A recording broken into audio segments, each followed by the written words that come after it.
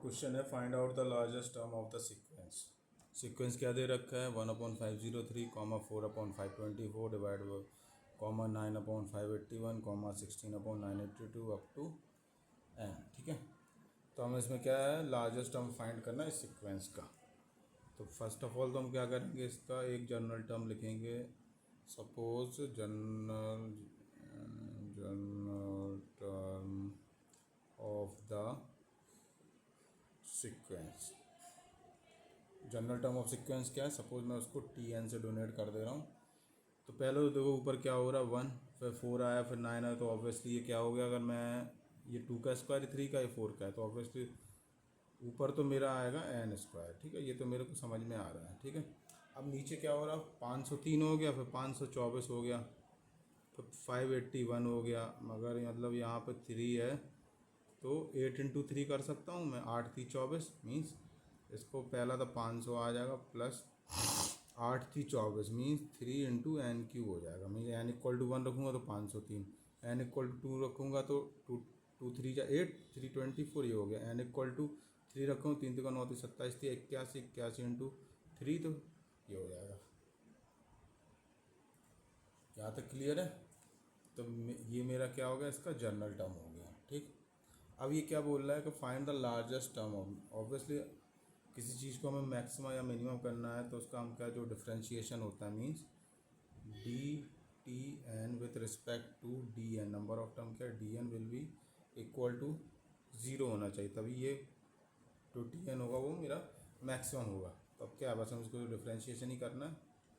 तो differentiation means D T n divide by d N will be equal to, इसका differentiation हो जाएगा क्या होगा एन 1 स्क्वायर हो गया -3 एन क्यूब हो जाएगा। ठीक है, डिवाइड बाई इसका होल स्क्वायर हो जाएगा 500 प्लस 3 एन क्यूब का होल स्क्वायर हो जाएगा। अब क्योंकि मेरे को डी टी एन मैक्सिमम करना है टी एन की वैल्यू को, तो this implies that N times of 100,000 minus 3 N cube divide by 500 plus 3 N cube का whole square will be equal to 0। This implies that 3 N cube will be equal to 1000 हो जाएगा, और this implies that N cube equal to कितना हो जाएगा 1000 upon 3। और इसको क्या ले सकते हैं, पावर हटा दूंगा मैं एन की, तो क्या हो जाएगा एन इक्वल टू कितना हो जाएगा 1000 अपॉन 3 का क्यूबिक अंडर रूट। अब देखो 1000 का तो 10 हो जाएगा मेरा, और डिवाइड बाई क्या हो जाएगा 3 की पावर 1/3। अब देखिए क्यूबिक ऑफ 3 कितना होता है मेरा 1.44 समथिंग होता है। ठीक है, तो अगर मैं 10 को यहाँ पे अलग से लिख दे रहा हूँ, अगर मैं 10 को 1.44 से डिवाइड करूँगा तो मेरी जो आंसर आएगा वो क्या 36.9444 लमसम आएगा। ठीक है, तो ऑब्वियसली देखिए जो मेरी एन की वैल्यू है,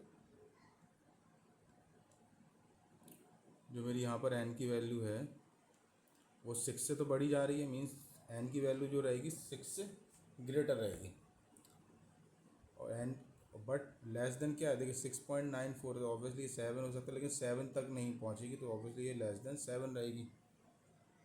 या फिर मैं इसको ये भी लिख सकता हूँ एन इक्वल टू क्या ये है, तो इसको मैं ये भी लिख सकता हूँ कि 6 से बड़ी रही किसकी वैल्यू 1000 डिवाइड बाई 3 की पावर 1/3 की वैल्यू, बट लेस देन 7। तो यहाँ से हमको ये तो पता चल रहा है कि एन की वैल्यू 6 से बड़ी रहेगी, तो ऑब्वियसली 6 तो होएगी, तो this implies that n will equal to 6। ठीक है, तो एन की वैल्यू तो हमको पता चल गई। सो LARGEST largest term T6 will भी कितना हो जाएगा, क्या माना था हमने, जो एन टर्म माना था वो क्या था हमारा, ऊपर क्या था एन स्क्वायर और नीचे क्या था 500 प्लस 3 एन क्यूब था ना, यही माना था ना मैंने, जनरल टर्म जो इसका माना था ये था ना n square plus 500 plus 3 N cube. तो यहाँ पर एन की जगह क्या रख देना, हमको 6 रख देना, एन की जगह क्या रख देना 6। तो this implies that T6 will be equal to कितना हो जाएगा 6 का स्क्वायर डिवाइड बाई 500 प्लस 3 × 6 का क्यूब। तो इसको जब सॉल्व करेंगे तो कितना आ जाएगा मेरा, सॉरी 6 से तो बड़ा रहेगा, सॉरी यहाँ पे गलती हो गई, माइनर मिस्टेक होगी, क्योंकि जो मेरी एन की वैल्यू 6 नहीं होगी, 6 से बड़ी है, बट लेस देन 7 है। तो ऑब्वियसली जो मैक्सिमम वैल्यू कहाँ तक आ पाएगी, जब n = 7 होगा। यहाँ पर थोड़ा मिस्टेक हो गई है, जब n = मेरा 7 होगा, 6 से तो बड़ी है, तो ऑब्वियसली 6 की वैल्यू तो मेरी छोटी हो जाएगी जब n = 7 होगा।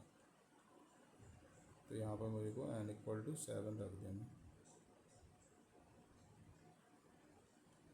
तो मेरा T7 = कितना होगा, 7 का स्क्वायर डिवाइड बाई 500 प्लस 3 × 7 का cube, which is equal to 49 divide by 1529। So it is the maximum number of this